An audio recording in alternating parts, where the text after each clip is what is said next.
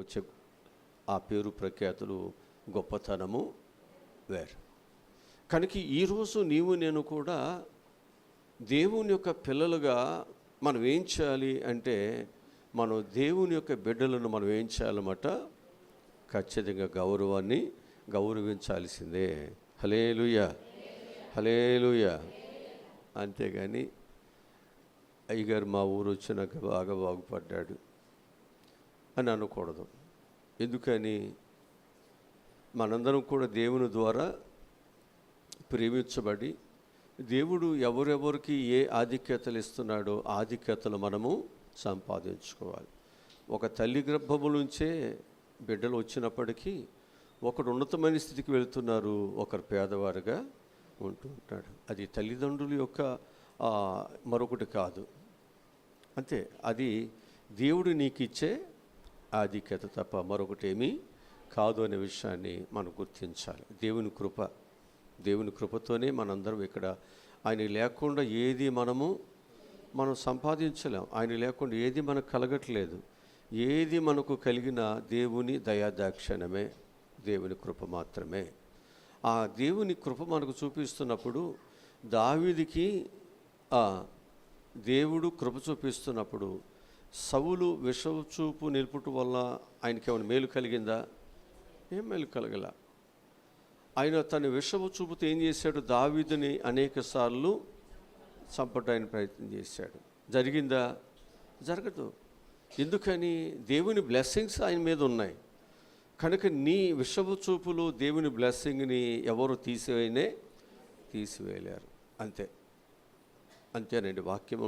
అలాగే మనం దానిని జాగ్రత్తగా దానిని నేర్చుకుందాం. ఆ విధంగా మనం ముందుకి వెళ్ళినప్పుడు దేవుని ఆశీర్వాదాలు మన మీద ఖచ్చితంగా వస్తాయి.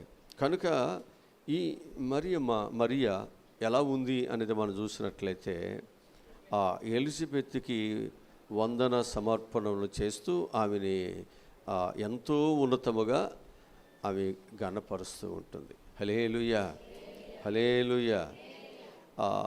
ఎలిజబెత్ గర్భములో ఉన్నటువంటి శిశువు అంట,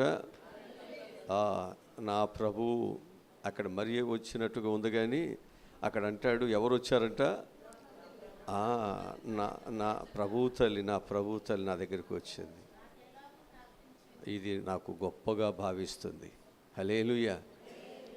ఒక దైవజనుడు మన ఇంటికి వస్తే ఎంతో గొప్పగా, ఎంతో ఆనందం, ఎంతో సంతోషం. పనులన్నీ అట్లా వదిలేస్తాం. దైవజనుడు రాగానే మనం ఇంట్లో ఏమీ లేకపోతే చాలా బాధపడతాం. ఎందుకని అంటే ఆ ప్రేమ తల్లిదండ్రులు వచ్చినప్పుడు కూడా ఉండకపోవచ్చు. అనేక మంది మన ప్రాణ స్నేహితులు వచ్చినప్పుడు కూడా ఆ ప్రేమ ఉండకపోవచ్చు. కానీ దైవజనుడు వస్తే మాత్రం ఆ ప్రేమ వేరుగా ఉంటుంది. పిల్లలు అడిగినా ఆ మూట ఓడదీగిపోవచ్చు.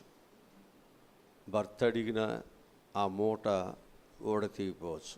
దైవజనుడి ఇంటికి రాగానే మూట ఓడదీసి ఖచ్చితంగా కానుక పెడతాం. అంటే ఆ ప్రేమ వేరు కదా. ఎందుకని అంటే మనం దేవుణ్ణి ప్రేమిస్తున్నాం కనుక ఆ ప్రేమ దైవజనుని కూడా మనము ప్రేమిస్తాం. ఆయన రూపములో దేవుడు నా ఇంటికి వచ్చాడు కదా. ఆ రూపంలో దేవుడు నా దగ్గరికి వచ్చాడు. నేను ధన్యురాలిని, నాకు గొప్ప భాగ్యమే దొరికింది. హల్లెలూయా.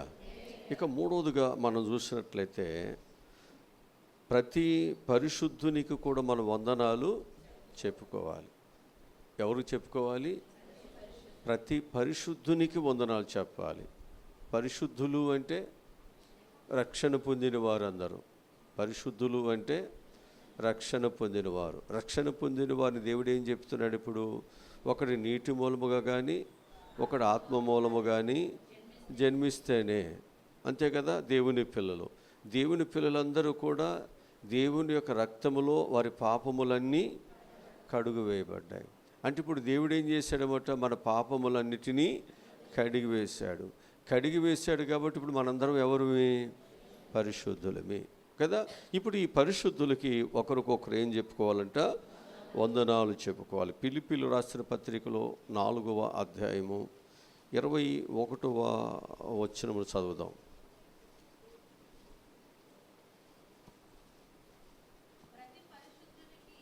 ప్రతి పరిశుద్ధునికి క్రీస్తు యేసునందు ఎవరు ఎందుకు చెప్పాలి? క్రీస్తు యేసునందు వందనాలు చెప్పాలి. అందరికీ కూడా వందనాలు చెప్పుకోవాలన్నమాట కదా. ప్రభు పేరిట వందనాలు చెప్పుకోవాలా? వందనాలు చెప్పుకోవాలి. పౌలు గారు కూడా రోమా సంఘములో ఉన్నటువంటి పరిశుద్ధులకు పేరు పేరున వందనాలు తెలియజేస్తున్నట్లుగా బైబిల్ చెబుతుంది. రోమిలకు రాసిన పత్రిక 16వ అధ్యాయము 15వ వచనము.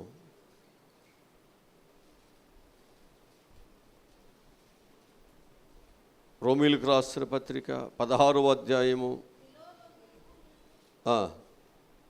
15వ వచనం చదవండి.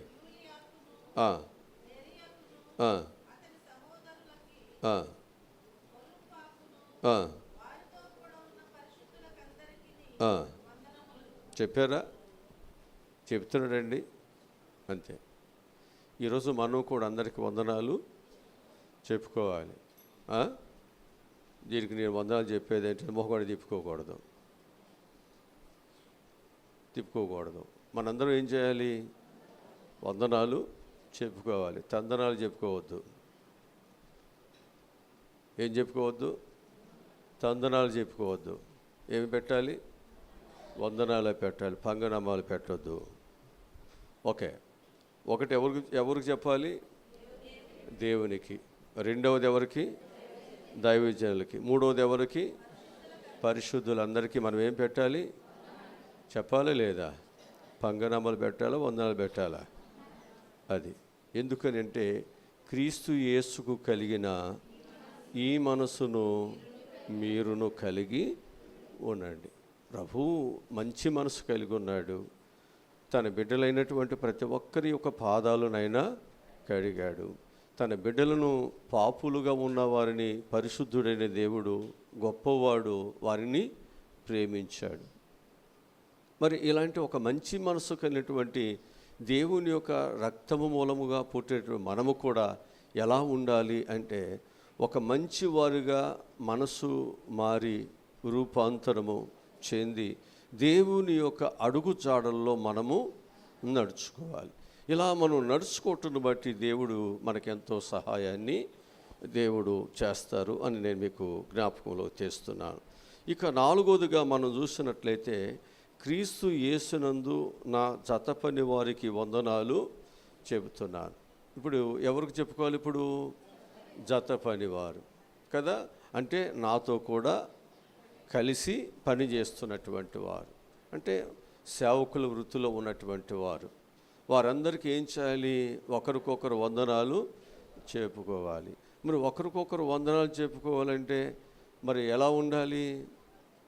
సేవకులు ఒకరి మీద ఒకరు విషము, ఒకరి మీద ఒకరు ద్వేషము, ఒకరి సంఘంలో ఉన్న పిల్లలు మరొకరు లాక్కుపోవటం, ఇలాగ ఉండకూడదుగా. ఎలా ఉంటే వందనాలు చెబుతారా? చెప్పలేరు. వాళ్ళ మీద ఏముంటుంది? కోపం వస్తుందా రాదా? అందుకే ఇక్కడ 4వదిగా మనం చూస్తే యేసుక్రీస్తు వారు యేసునందు నా జత పని వారందరికీ కూడా వందనాలు చెబుతున్నాను అంటాడు పౌలు. రోమిలకు రాసిన పత్రికలో 3వ వచనం చదువుదాం. రోమిలకు రాసిన పత్రిక 16వ అధ్యాయంలో 3వ వచనం చదువుదాం. ప్రిస్కిల్లకును అక్కులకును 21వ వచనం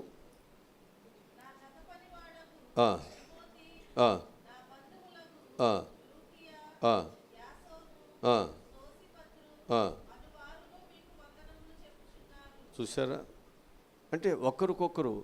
ఒకప్పుడు మనము ఈ సెల్ ఫోన్లు ఇవన్నీ లేనప్పుడు లెటర్ రాసేవాళ్ళు కదా, కార్డు మీద లేకపోతే ఇంగ్లాండ్ కవర్ మీద మనం ఏం చేసేవాళ్ళు?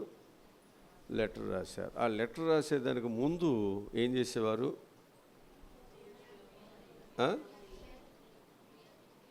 ప్రియాతి ప్రియమైన తల్లిదండ్రులకు, అన్నదమ్ములకు చెప్పేవాళ్ళ. అసలు ఇప్పుడు ఆ పదాలు ఉన్నాయా? లేవు. అంటే ట్రెండ్ మారిపోయింది. పదాలు మారిపోయినాయి, డ్రెస్ కోడ్ మారిపోయింది, భాష మారిపోయింది, పరిస్థితులన్నీ మారిపోయినాయి. ఇవాళ పిల్లలు తల్లిదండ్రుని అమ్మ నాన్నని పిలిచే పరిస్థితి పోయింది. ఓయ్ అన్నట్టుగా ఉంది, ఏ అన్నట్టుగా మారిపోయింది. ఒకప్పుడు గౌరవాలు ఉన్నాయి, ఇప్పుడు గౌరవాలు ఏమీ లేవు, పోయినాయి అంతా. అందుకే ఆయన ఏమని చెబుతున్నాడు అంటే, నా జతపని వారికి ఆయన వందనాలు చెబుతూ వారిని ఎంతో ఘనపరుస్తున్నట్లుగా మనకు బైబిల్ చెబుతూ వస్తుంది. తిమోతికి రాసిన 2వ పత్రికలో 4వ అధ్యాయము 19వ వచనంలో కూడా చక్కటి మాట రాయబడింది. అకులకును ఒనేసిపోరు ఇంటి వారికి నా వందనాలు. అంతేనా? ఇప్పుడు దైవజనుడు కూడా ఏం చేయాలి? జతపని వారిని గౌరవించాలి. ఇలా దేవుని యొక్క సేవా జీవితంలో ఉన్న అన్ని శాఖలు, అన్ని కుటుంబాలు అందరూ కూడా ఒకరికొకరు ఏం చేసుకోవాలి? అంతే తప్ప కత్తులు దుయ్యకూడదు. ఏం దుయ్యకూడదు? కత్తులు దుయ్యకూడదు. ఒకరి మీద ఒకరు విష చూపులు నిలపకూడదు. ఒకరికొకరు ఏం చేయాలి? గౌరవిస్తూ వారి పనిని బట్టి వారిని గణపరచాలి.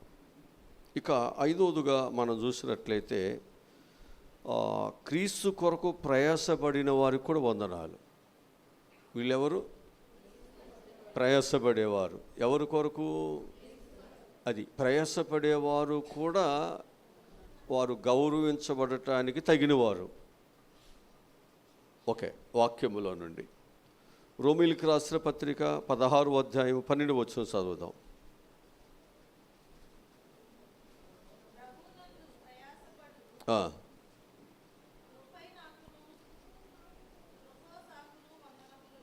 హల్లెలూయా.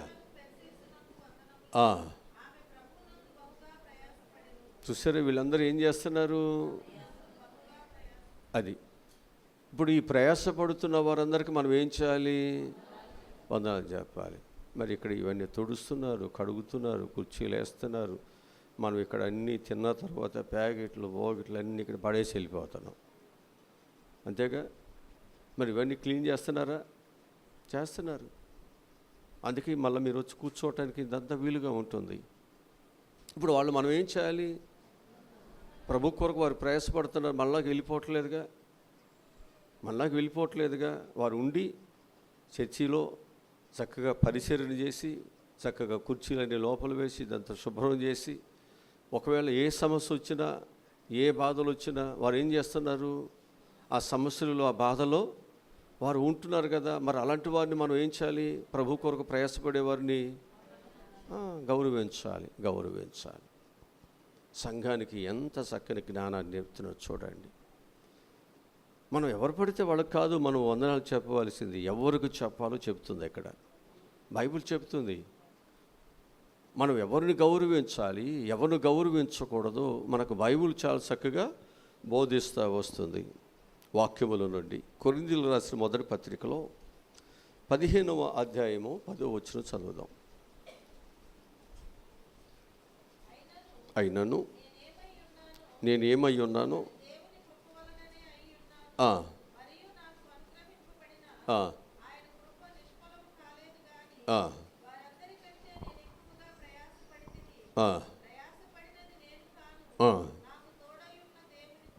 అది అక్కడ చెబుతున్నాడు.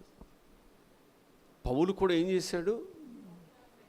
బహుగా అంటే నేను తక్కువగా ఏమి లేవు, అందరికంటే కూడా ఎక్కువగా. అది అందుకే పౌలు గారికి ప్రశంసలు, గౌరవాలు. కనుక మనం ఏమీ పని చేయకోకుండా, మనం ఏమీ కూడా చిటికినీళ్ళతో కూడా, మనం ఒక బొట్టు కూడా మనం దేవునికి ఖర్చు చేయకుండా మనకు గౌరవం కావాలి అనటం అనేది వాక్య ప్రకారముగా కరెక్ట్ అనేది కాదు. కనుక మనం ఏం చేయాలి? ప్రభు కొరకు మనం ఏం చేయాలంటాడు? బహుగా ప్రయాసపడ్డాను అంటాడు. అక్కడే 15వ అధ్యాయంలో 58వ వచనం చదువుదాం. 58వ వచనం.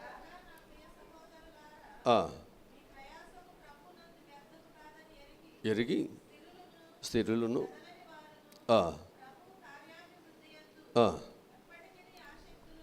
అది ఎందుకని అంటే, నేను ప్రయాసపడ్డాను, నేను కష్టపడ్డాను, నాకు ఈ గౌరవము నాకు దేవుడు ఇచ్చాడు. కనుక మీరు కూడా కష్టపడండి. ప్రభు యొక్క కార్య అభివృద్ధి యందు మనం కూడా ఏం చేయాలి? ఎప్పుడు ఆసక్తి కలిగి పని చేయండి. నిందలు వస్తాయి, బాధలు వస్తాయి, గౌరవించే వాళ్ళు ఉంటారు, గౌరవించలేని వారు ఉంటారు, ప్రేమించేవారు ఉంటారు, ద్వేషించేవారు ఉంటారు. అయినా మనం ఏం చేయాలంటాడు? ప్రభు యొక్క కార్య అభివృద్ధి యందు ఎప్పటికీ మనం ఆసక్తి ఉండాలి. అంటే మనం మనుషులు బట్టి కాదు కదా ఇక్కడ సేవ చేస్తుంది, మనుషులు బట్టి కాదు కదా మనం ఇక్కడ ప్రేమ కలిగి ఇక్కడ బ్రతుకుతుంది. ఎవరిని బట్టి? దేవుని బట్టి. ఇప్పుడు ఈ మనసు, ప్రభు యొక్క మనసుతో మనం ఇక్కడ ఏం చేయాలంటే, ప్రభు మనల్ని ప్రేమిస్తున్నాడు, ఆయన నన్ను ద్వేషించట్లేదు. అందుకు మనుషులను నమ్ముట కంటే యెహోవాను నేను ఆశ్రయించడం నాకు మేలు కాబట్టి, నేను వారి యొక్క ద్వేషాల వైపు కాదు నేను చూసేది, వారి ఆటంకాల వైపు కాదు నేను చూసేది, నా దేవుని వైపు నేను చూస్తున్నాను. ఈ పనిని నేనేం చేయాలి? ఎప్పటికీ ఆసక్తి కలిగిన దేవుని పని నేను చేయాలి. అదే నేర్పుతున్నాడు అక్కడ పౌలు చక్కగా చెబుతున్నాడు. కొరింథీయులకు రాసినటువంటి 2వ పత్రికలో 11వ అధ్యాయము 27వ వాక్యాన్ని చదువుదాం. 27వ వాక్యాన్ని చదువుదాం.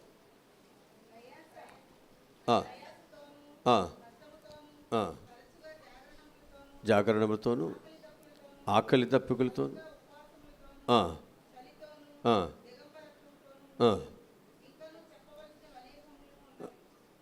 ఉంటాయా? సేవ చేసే వాళ్ళకి శ్రమలు ఉంటాయా? ఉంటాయండి. రాజీ పడిపోయి తల ఉంచుకుని పోయేవాడికి శ్రమలు ఉండవు, కానీ రాజీ పడుకోకుండా ధైర్యంగా నిలబడేవాడికి అన్ని శ్రమలే, అన్ని శ్రమలే. నా సేవ జీవితంలో నేను చాలా శ్రమలు పొందాను. ఊరంతా ఓ పక్కన ఉంటే నేను ఒక్కనే ఉండేవాడు ఓ పక్కనే, నాకు ఎవరు ఉండేవాడు కాదు, అక్కడ సంఘం కూడా ఉండేది కాదు.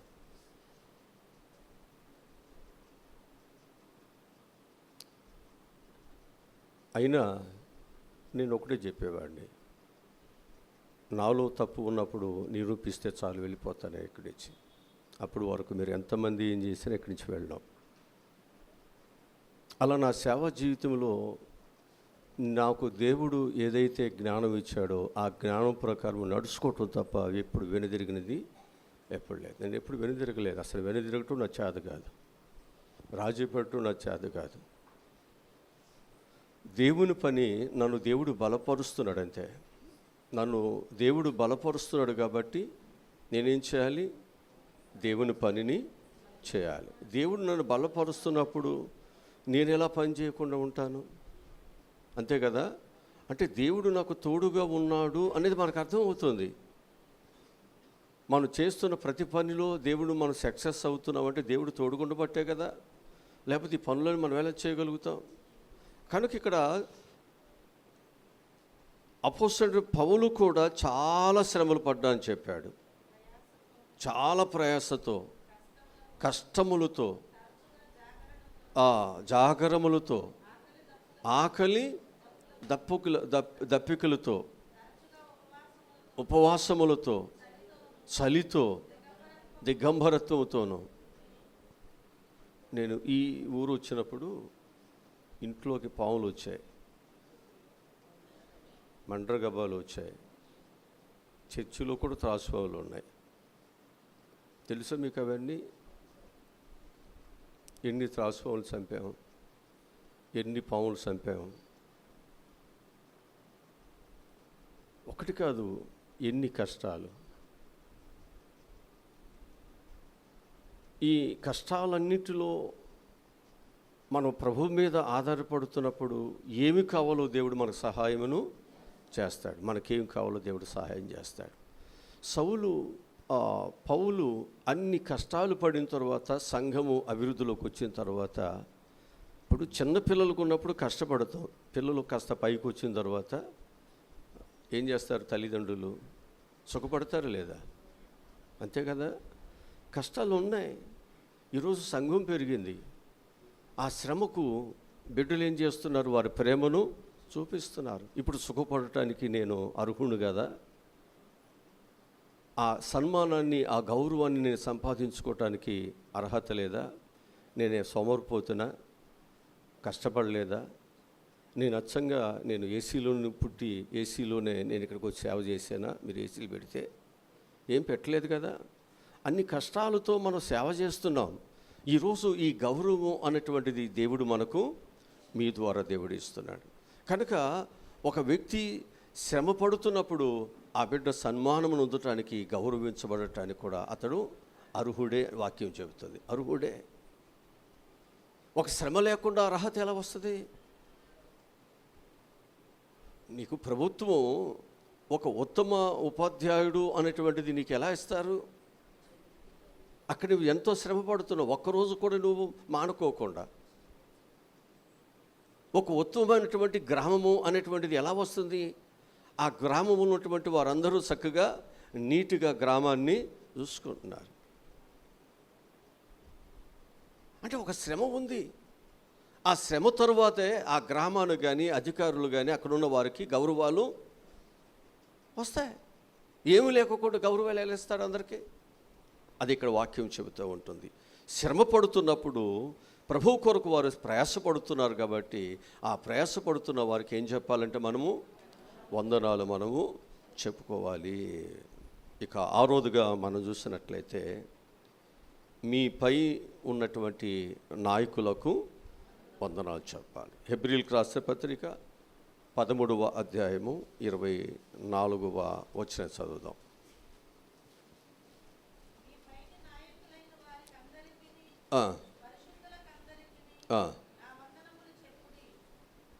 ఎవరికి?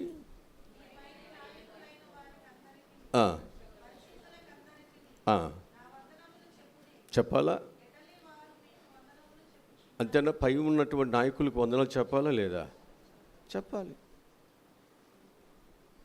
ఒక పైన ఒక అధికారిని దేవుడు పెట్టినప్పుడు ఆ క్రింద పనిచేస్తున్న వారు, క్రింద ఉన్న వారందరూ కూడా ఏం చేయాలి? ఆ పైన ఉన్నటువంటి అధికారికి ఖచ్చితంగా లోబడి గౌరవించి, మనం ఎప్పుడు కూడా ఆయన ఎదురు పడగానే మనం ఏం చేయాలి? అంతే, వందనాలు చెప్పాలి. ఇది మన బాధ్యత. ఒక సందర్భంలో మొర్దెకై గేటు దగ్గర కాపలా ఉన్నాడు కదా. అప్పుడు ఒక అధికారి వెళుతున్నాడు. ఎవరైనా? హామాను వెళుతున్నాడు. హామాను వెళుతున్నప్పుడు ఈయన ఏం చేయలేదు? ఎందుకని చేయలేదు? ఎందుకని చేయలేదు? కరెక్ట్గా చెప్పండి. దేవునికి కప్పలేదా? ఆయన ధర్మశాస్త్రాన్ని చదువుతాడు, మోసే ధర్మశాస్త్రాన్ని చదువుతాడు. ఎందుకని? యూదులు ధర్మశాస్త్రాన్ని 12 సంవత్సరాలు వచ్చేసరికి వాళ్ళు ఏం చేయాలి? కంఠోపాఠముగా నేర్చేసుకోవాలి. ఇక ధర్మశాస్త్రం బుక్ ఉన్నా లేకపోయినా వాళ్ళు ఏం చేయాలి? అప్పచెప్పేయాలి. అంతే. ఇప్పుడు ఆ ధర్మశాస్త్రంలో ఏమని చెప్పిందంటే, ఏ రూపానికి కానీ, ఏ మనుషుడు కానీ సాష్టాంగ నమస్కారము చేయకూడదు. ఎవరికి ఇవ్వాలి? దేవునికి ఒక్కరికే నమస్కరించాలి. యూదుడు దేవుని కలిగి ఉన్నాడు, అందుకు నేను చేయను అని చెప్పాడు. అయితే ఆయనకు బాధగా ఉంది. అందరూ నన్ను గౌరవిస్తున్నారు, ఇతరొక్కడే నన్ను గౌరవించట్లేదు. ఇప్పుడు ఇక్కడ ఎవరిని గౌరవించమంటున్నాడు? సంఘములో ఉన్నటువంటి వారు, దేవుని పిల్లలు. నీ పైన ఒక అధికారిగా దేవుడు ఎవరినైతే ఏర్పాటు చేశారో వారికి మనం ఏం చేయాలి? వందనాలు చెప్పాలా? చెప్పాలి లేదా? చెప్పాలి. అంతే, మనం గౌరవించాలి. ఆ విధంగా వారికి మనం ఏం చేయాలి? కృతజ్ఞత భావాన్ని మనం చెప్పాలి. హెబ్రీయులకు రాసిన పత్రికలో 13వ అధ్యాయము 17 వచనం చదువుదాం.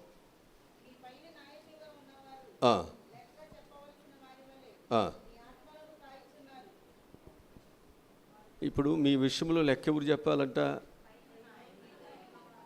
అంతేనా? ఇప్పుడు ఒక ఏరియాకి ఒక ఉద్యోగస్తుని ఎవరైనా వేస్తే అక్కడ ఏది జరిగినా లెక్క ఎవరు చెప్పాలి? ఒక మాట చెప్తాను. ఇప్పుడు స్కూల్లో భోజనాలు పెడుతున్నారు. స్కూల్లో గవర్నమెంట్ ఏం చేస్తుంది? భోజనం పెడుతుంది. ఇప్పుడు ఆ లెక్క అంతా ఎవరు చెప్పాలి? అక్కడ ఉన్నటువంటి హెడ్ మాస్టారు చెప్పాలి. అర్థమవుతుందా? కూర బాగోపోయినా, సరిగ్గా అక్కడ వండకపోయినా, పిల్లలకి ఎవరికైనా విరోచనలు అయినా, కడుపు నొప్పి వచ్చినా, వాళ్ళకి అక్కడ ఏదైనా ఫుడ్ ఇన్ఫెక్షన్ ఏదైనా జరిగినా దాని బాధ్యత ఎవరిది? అటు చూస్తున్నారు నా ఎంక. అయిందే కదా అడిగేది. ఇప్పుడు పిల్లలు అక్కడ కూర్చొని సౌండ్ పెట్టారు అనుకుందాం. ఇప్పుడు దీనికి లెక్క ఎవరు చెప్పాలి? నేను కూర్చొని పెడుతున్నానా? ఇక్కడ మీరు ఎవరు పోట్లాడుకున్నారు అనుకుందాం, కొట్టుకున్నారు అనుకుందాం. ఇప్పుడు ఎవరిని అడుగుతారు? అయ్యగారు ఏమి మిమ్మల్ని కొట్టుకోమని చెప్పాడా? మీరు బయట బాగా పోట్లాడుకుంటున్నారు అనుకుందాం, బూతులు ఆడుకున్నారు అనుకుందాం. పాస్టర్ గారు వాళ్ళకి భయం చెప్పట్లేదా? వాక్యంతో గద్దెచ్చట్లేదా అంటారా లేదా? పోట్లాట మీది, అసలు నాకేం సంబంధం లేదు. ఒక ఆయన అన్నాడు, ఈ పాస్టర్ గారు తొట్టులో నీళ్ళు పెట్టేసి ముంచేస్తున్నాడు, భర్తకు అన్నం పెట్టలేదంట, తెచ్చిన డబ్బులు తెచ్చినట్టు దాచేసుకుంటుందంట. ఇప్పుడు భార్య భర్తలు గొడవ అండి, నీకు భోజనం పెట్టలేదు, వాళ్ళిద్దరికి ఏ సమతో నాకు తెలియదు. ఇప్పుడు మధ్యలో ఎవరు ఉన్నారు?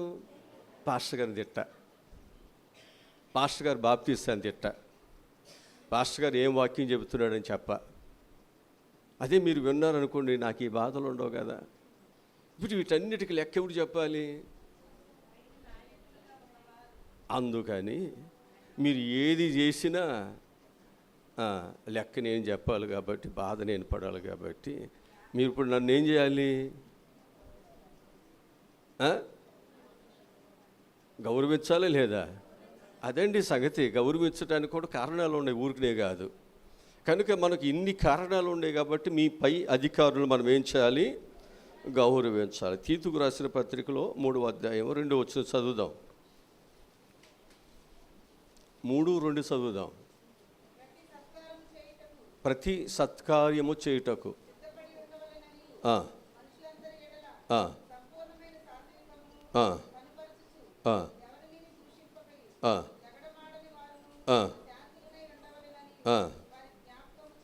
హల్లెలూయా. ఇప్పుడు మనం ఏం చేయాలి? మంచి పనులు చేయాలి. పోట్లాడుకోవద్దు, జగడాలు ఆడుకోవద్దు. ఇలా ఉండరనుకోండి, అసలు ఆ చర్చికి వెళ్ళిన తర్వాత ఈ గయాలు ఏమంటారు? గయాల కంప ఎంత విధేయతగా మారిందండి. అయ్యగారు ఈమెను ఎంత సాధువుగా, మృదువుగా, విధేయతగా, అంతేనా? ఇప్పుడు ఆ దయాలు పట్టినోడు, శానా దయాలు పట్టినవాడు సమాధుల్లో ఉండి కేకలు వేస్తూ ఏం చేసేవాడు? ఆ రోడ్డు వెళ్ళేవాడినందరినీ భయపెట్టేవాడు, తను తాను గాయపరచు ఉందగా వాక్యం. ఒకరోజు యేసుప్రభువు వారు వెళ్ళి వాడిలో ఉన్న దయాలన్నీ పాడు తీసేసినాక ఆ వ్యక్తి అంట బట్టలు కట్టుకొని, అసలు ఈయనైనా ఈ బుద్ధిమంతుడైన రాత్రి తాగి బాగా గత్తరి చేశాడు, తెల్లారి ఏంటండి బాబు ఎంత విధేయత, తల ఉంచుకుని వెళ్తున్నాడు. రాత్రి అంతా గత్తరి చేశాడు, తెల్లారి అసలు ఈ తప్పు నేను చేయలేదే. మనం చూసేవాడికి ఏమనిపిస్తుంది అంటే, ఈయన అసలు మాట్లాడండి, ఏదో చెబుతున్నారు, గట్టిగా భార్య చెబుతుంది అంటే, అతని యొక్క ప్రవక్తన ఎలా ఉంది అంటే అంత మార్పు, అంత విధేయత, అంత చక్కగా ప్రభు పాదాల దగ్గర కూర్చుని పరిచర్య చేస్తూ, ప్రార్థన చేస్తూ, వాక్యం చదువుతూ, ఎంత మార్పు అండి. అసలు ఆ ఊరు వారందరంట ఆయన మార్పును చూసి భయపడిపోయారంట. అసలు వీడైనా ఊరికి నటిస్తున్నాడా? అవునండి, వాక్యం మనకు బోధిస్తుంది. మనం ఎప్పటికప్పుడు ఎలా ఉండాలి అంటే, మన పైన ఉన్నటువంటి నాయకులు లెక్క అప్పచెప్పాలి. మన విషయంలో వారు కడుపు కట్టుకుంటారు, ప్రార్థన చేస్తారు. మన బిడ్డల కొరకు, మన కుటుంబం కొరకు, మన మంచి మర్యాదలన్నిటి కొరకు వారు ప్రార్థన చేస్తున్నారు. కాబట్టి మనం ఏం చేయాలి? వారిని ప్రతి సత్కార్యములు మంచి చేసేవాడిని మనం ఏం చేయాలి? గౌరవించాలి లేదా? అదే చెబుతుంది, గౌరవించాలి, గౌరవించాలి. ఇక చివరిగా 7వదిగా మనం చూసినట్లయితే, సహోదరులకును వారి ఇంట ఉన్నటువంటి సంఘమునకును వందనాలు. మొదటి దెస్సలోనికి రాసిన పత్రిక 5వ అధ్యాయము 26వ వచనం.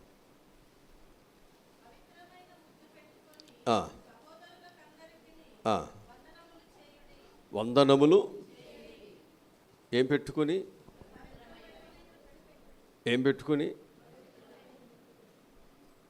మనకు బైబిల్లో ముద్దులు పెట్టుకునే వాళ్ళు ఉన్నారా? ఇప్పుడు మనకి ఇట్లా ముద్దులు పెట్టుకోవటం కొంచెం ఎబెట్గా ఉంటుంది, కానీ వేరే కంట్రీస్కి వెళితే వాళ్ళు కౌగులించుకుంటారు, ముద్దులు పెట్టుకుంటారు కదా, చేస్తారు. మనవాళ్ళు కూడా బయట వెళ్ళి ఇక్కడికి వచ్చిన తర్వాత వాళ్ళు కూడా ఆ విధంగా వారు ప్రవర్తిస్తారు. ఇది ఒకవేళ ఒక మగవాడు ఆడవాడిని అలా కౌగులించుకుంటే మనకు తప్పుగా ఉంటుంది. అదే బయట దేశాల్లో అయితే అది గౌరవం. అందుకంటాడు యేసుప్రభు కూడా, నేను నీ ఇంటికి వచ్చిన దగ్గర నుండి నువ్వు నా కాళ్ళకి నిలిచావా? నన్నేమన్నా ముద్దు పెట్టుకున్నావుగా అన్నాడా? యేసుప్రభు అన్నాడా? కానీ ఈ స్త్రీ నేను వచ్చిన దగ్గర నుంచి ఏం చేస్తుంది? అదేంటి మా ఇంటికి వచ్చి ఆశీర్వాదాలు నామకి ఇస్తావేంటి, మా భోజనం తిని అంటున్నాడు ఆయన. నా గురించి చెప్పాలిగా, నా గురించి చెప్తావేంటి? నేను భోజనం ఏం పెట్టాను, ఎన్ని రకాలు పెట్టాను, ఏం చేశాను, నా గురించి చెప్పాలి కదా. నా భోజనం తిని నా ఇంటికి వచ్చి నాకేం ఖర్చు పెట్టి ఆమె ఎవరో అసలు తెలియనటువంటి ఆమెకి నువ్వు గౌరవాన్ని ఈ ప్రజలందరి ముందు ఆమెను చెప్తావేంటి? అప్పుడు ప్రభువు చెప్పాడు, నేను ఇంటికి వచ్చినప్పుడు నీవు నాకు ఇవ్వాల్సిన గౌరవాన్ని నాకు ఇవ్వాల. నా కాళ్ళకు నీళ్ళు ఇవ్వలేదు, నన్ను చేర్చుకోలేదు, నాకు ముద్దు పెట్టలేదు, నన్ను కౌగిలించుకోలేదు, ఏమీ చేయలేదు. కానీ ఈమె నేను వచ్చిన దగ్గర నుండి కూడా ఆమె ఏం చేస్తుంది? నా కాళ్ళకు ముద్దులు పెడుతుంది, కన్నీటితో కడుగుతుంది కదా. మరి ఎవరికి వెళ్ళాలి? ఎవరు నన్ను ప్రేమిస్తున్నట్లు? ఎవరు ఎవరు నన్ను ఎక్కువగా వారు నన్ను ప్రేమిస్తున్నారు చెప్పండి. అందుకు నేను ఆమెకి ఈ ఆశీర్వాదాలన్నీ నేను ఆయనకి ఇస్తున్నాను, ఈ గౌరవం ఆమెకి ఇస్తున్నాను. ఈ గౌరవం నీకు దక్కాలి అసలు వాస్తవం అయితే. కానీ నువ్వు దాన్ని ఏం చేసావు? పాడు చేసుకున్నావుగా.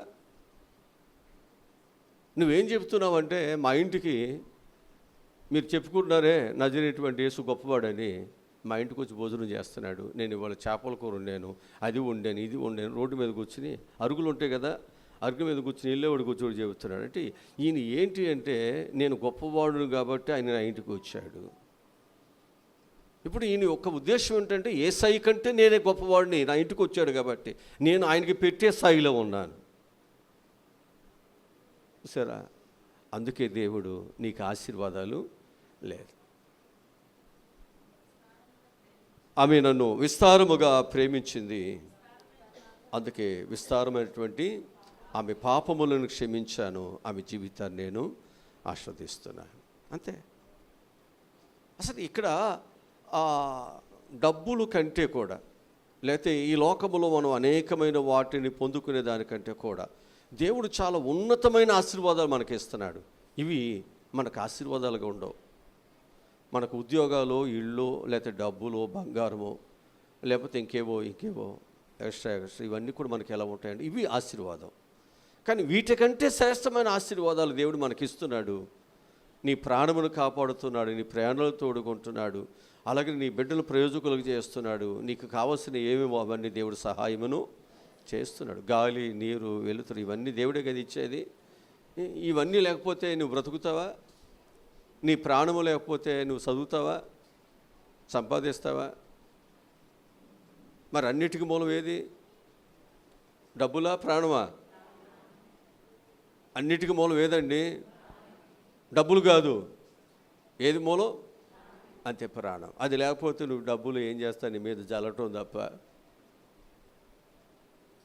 తప్ప ఏం చేస్తావండి? జాగ్రత్త. నీకు ప్రాణం ఉంది కాబట్టే నువ్వు చదవగలుగుతున్నావు, అనేకమైన ఆటల్లో విజయం సాధిస్తున్నావు, అనేక విషయాలు గెలుస్తున్నావు, అనేక విషయాలను ముందుకి వెళుతున్నావు. అంతే.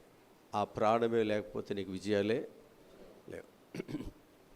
జాగ్రత్త. నా ప్రాణమునకును నా జీవమునకు మూలమైన నా దేవుని నేను స్తుతిస్తాను, ఆయన గణపరుస్తాను, ఆయన కృతజ్ఞత కలిగి ఉంటాను. ఆయన చేసిన ఉపకారములు దేనిని మర్చిపోను. నా జీవితకాలం అంతా నేను కృతజ్ఞత కలిగి బ్రతకాలనుకుంటున్నాను. అంతే.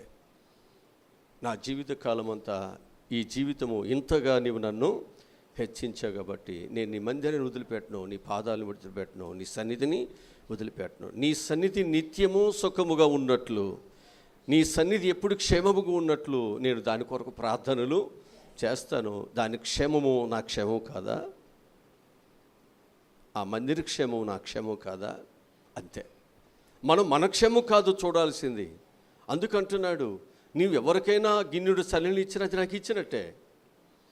నీ ఎవరినైనా పరామర్శిస్తే, ఒక వ్యాధిగ్రస్తుడిని నా పేరిట నీవు నాకు, నేను వ్యాధులు ఉన్నప్పుడు నువ్వు వచ్చి నాకు వాక్యాలు చెప్తున్నాయి కదా.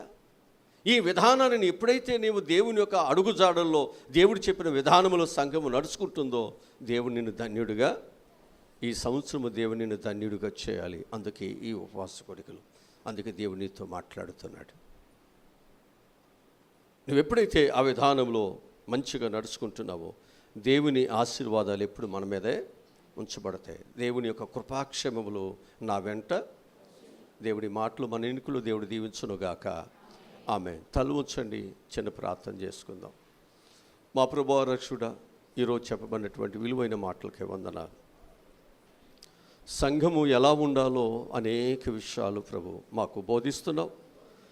మేము నైనా విని విడిచిపెట్టకుండా విన్న ప్రతి మాటలు ప్రభా హృదయములో తలపోసుకుందట. మరియా తలపోసుకుంది అని చెప్తుంది. అయ్యా తలపోసుకుంటుంది. మేము కూడా దేవుని మాటలు తలపోసుకోవాలి. పదే పదే పదే పదే దేవుని మాటలు జ్ఞాపకము చేసుకుంటే ఆ మాటలు తప్పి మేము వేరొక ఆలోచనలో వెళ్ళకుండా ఉంటాం. వేరే తలంపు మా మీదకి వచ్చి మా మీద ప్రభావం చూపించకుండా ఉంటుంది.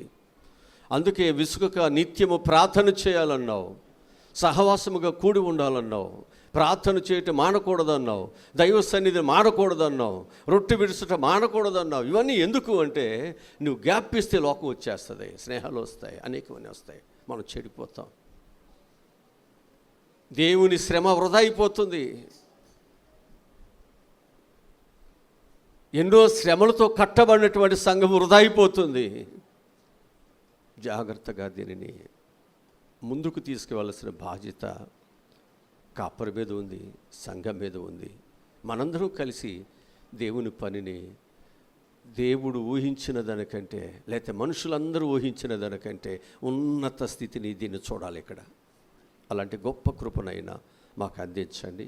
మరి ఈరోజు చక్కటి పలహారం తీసుకొచ్చిన వారిని, వారి పిల్లల కుటుంబాన్ని దీవిస్తూ అది అందరికీ సర్వసమృద్ధిగా సరిపోయినట్లు సహాయములను దయచేయమని, బిడ్డలందరూ తిరిగి నీ ఆశీర్వాదాలతో వారి వారి గృహాలకు వెళుతున్నారు, క్షేమముగా తీసుకువెళ్ళమని యేసు నామములో ఈ మనవులు ఈ ప్రార్థనలు అడిగి పొందుకుని ఉన్నాము తండ్రి.